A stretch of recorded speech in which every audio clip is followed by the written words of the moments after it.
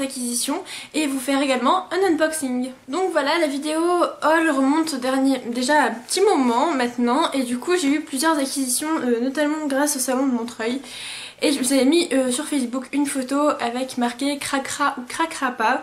Et comme vous pouvez le voir, voilà, j'ai craqué. Donc voilà, je les ai commandés, enfin vous savez pas quoi, mais moi oui, et je suis super contente de les avoir. Et j'ai trop hâte de vous les montrer. En premier lieu, je commence à vous montrer mes acquisitions au salon du livre. Voilà, en fait je comptais m'acheter qu'un seul livre je crois, ou peut-être deux, et finalement j'en sors avec 3. Mais en tout j'en ai pas eu pour cher parce qu'il y avait, vous savez, un bon moins 5 €. Enfin bon, voilà. Je commence par le premier, il s'agit de Boys Out de Rawia Harum, publié chez Hachette dans leur collection Black Moon. Il est sorti cette année parce que c'est le tremplin Black Moon je crois, et j'en ai beaucoup entendu parler. Et en fait c'est simple, à chaque fois que j'en parlais à quelqu'un, on me répondait il faut que tu l'achètes. Donc je me suis dit c'est quelque chose qui doit vraiment valoir le coup. En plus l'auteur l'a confirmé, c'est un one shot. Donc ça je suis vraiment super contente parce que j'avais vraiment pas envie de me lancer dans une saga. Donc ça a l'air très très bien et on verra bien ce que ça donne. Bon, je suis pas forcément très envie de le lire en ce moment, mais pourquoi pas bientôt, je pense début janvier ça pourrait être vraiment très sympa à lire. J'ai ensuite acheté Les Éveilleurs, le premier tome, donc Salicande de Pauline Alphen. Il est publié chez Le Livre de Poche Jeunesse, mais c'est toujours dans les éditions Hachette il me semble. Ouais c'est ça. En plus donc j'ai pu le dédicacer celui-ci, l'auteur est vraiment trop gentil. Je suis en train de le lire actuellement, j'en suis ici. Donc à 40% à peu près, et c'est vraiment super agréable comme lecture. C'est assez compliqué au départ parce que l'univers est vraiment complexe. Oh, il y a mon chat derrière. Donc c'est un univers assez complexe, mais voilà, c'est très intéressant et j'adore pour l'instant. Bon, en ce moment je suis tout le temps fatiguée donc j'ai vraiment du mal à faire des choses qui me motivent. Mais voilà, en attendant je l'aime beaucoup, j'ai très hâte de lire cette moitié de livre. Et puis pourquoi pas les autres tomes. Apparemment Johanna, donc de Phébusa, m'a dit comme quoi l'auteur lui avait confié qu'il y aurait 7 tomes. Pour l'instant il y en a 3 qui sont sortis en poche. Donc voilà, pour l'instant j'adore ma lecture et j'ai très hâte de vous en parler un peu plus. J'ai été conquise en fait dans les 35 premières pages, puisque l'auteur utilise des références qui m'ont beaucoup touchée, et voilà, pour l'instant c'est un roman que je vous conseille. Ensuite ce qui s'est passé c'est que j'ai été sur le stand Gallimard pour faire dédicacer Animal de Victor Dixon, et en fait sur un des stands j'ai vu un livre. Et j'ai pas été du tout au courant que Gallimard sortait cette parution en fait, ce roman, et je suis ravie, vous pouvez pas savoir à quel point, parce que je voulais me le prendre en anglais. L'auteur c'est Patrick Ness, donc c'est l'auteur de La Voix du Couteau, que vous devez sûrement connaître, qui sont sortis la trilogie en poche il y a pas longtemps.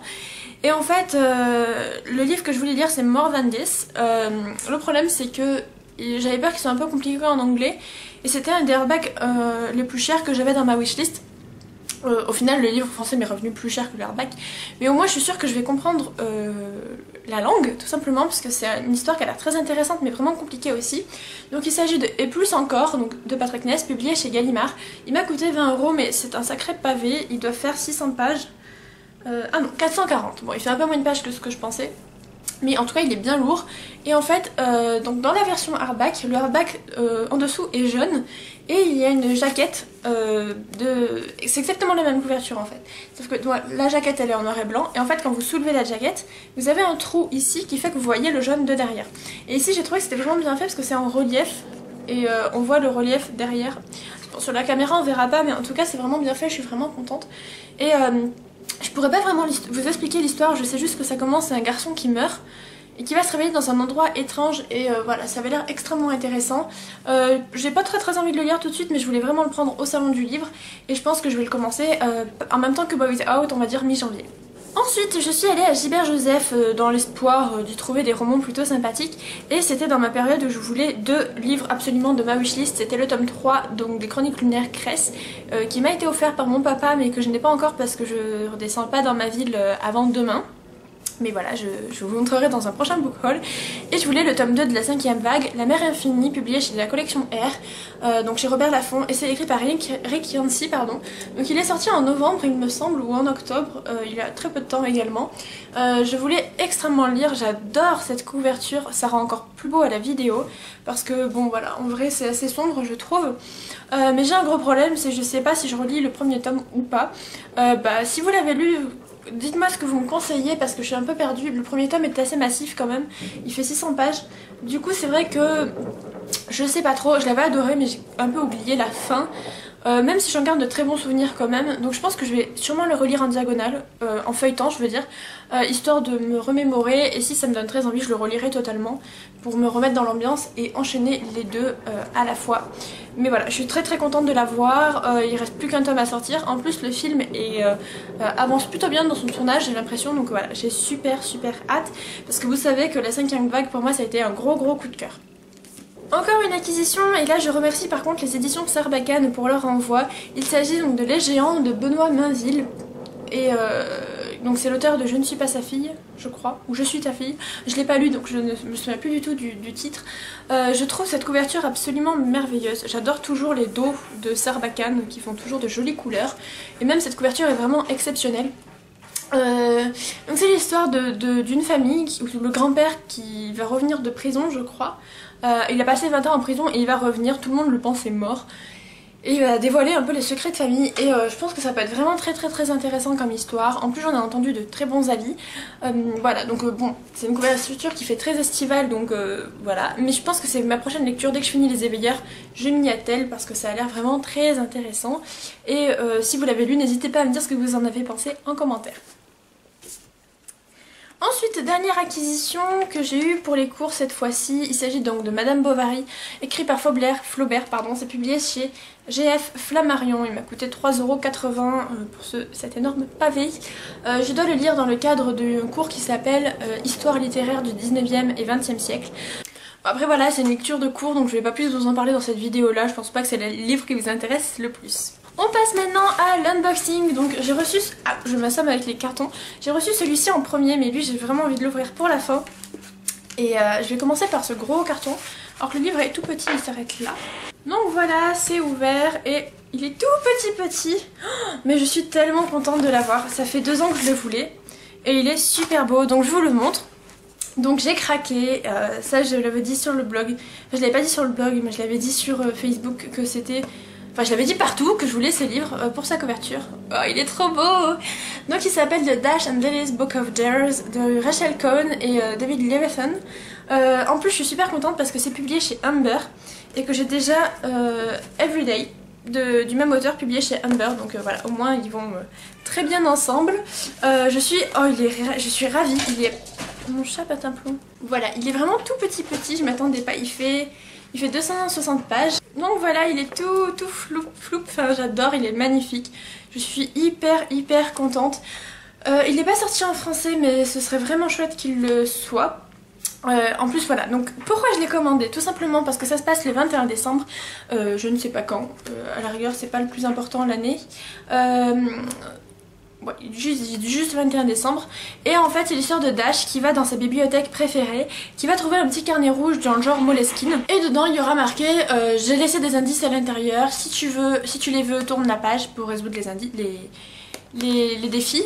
Et si tu ne veux pas, ben, repose ce livre sur l'étagère s'il te plaît. Donc ça c'est le petit carnet de Lily et elle va lancer je crois donc des défis à Dash qui va essayer de les résoudre. C'est une romance mais la couverture fait très hivernale depuis le temps que je veux. Il est absolument magnifique. Il m'a pas coûté cher, je crois qu'il m'a coûté 7€. Quelque chose comme ça. Bon là il marque 9$ US. Voilà. Mais il m'a coûté je crois 7€ sur Amazon.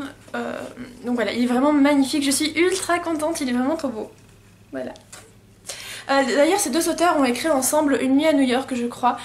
Si vous l'avez lu, bah dites-moi ce que vous en avez pensé parce que j'ai envie de lire tous les livres de David Levithan. Enfin, pour moi Everyday a été un énorme coup de cœur donc voilà, c'est un auteur que j'affectionne beaucoup. On passe au livre hardback cette fois-ci, donc je vais l'ouvrir également en espérant que les travaux en bas se mettent pas à reprendre. Parce que si je dois faire des coupages, c'est à cause de ça d'ailleurs. Donc voilà, lui aussi je vous en ai mis la photo sur Facebook. Sur Twitter je vous ai demandé si j'allais craquer ou pas. Et oui, bah j'ai craqué. Il est trop beau! Il est trop joli. Bon, enfin j'ai vu que le dos. Mais oh là là, je sens qu'il va être magnifique ce roman. Il est hyper chouette. Il est hyper chouette. Donc il s'agit de My True Love Gave to Me. C'est édité par Stephanie Perkins, donc l'auteur de Anna and the French Kiss, je crois, de Lola and the Boy Next Door et Isla et je sais plus quoi. Oh, il est vraiment hyper beau, donc c'est un livre typique Noël. Alors la plupart d'entre vous l'avez vu sur Facebook avec sa couverture bleu turquoise et ses pages roses. Moi j'ai vraiment craqué sur cette couverture.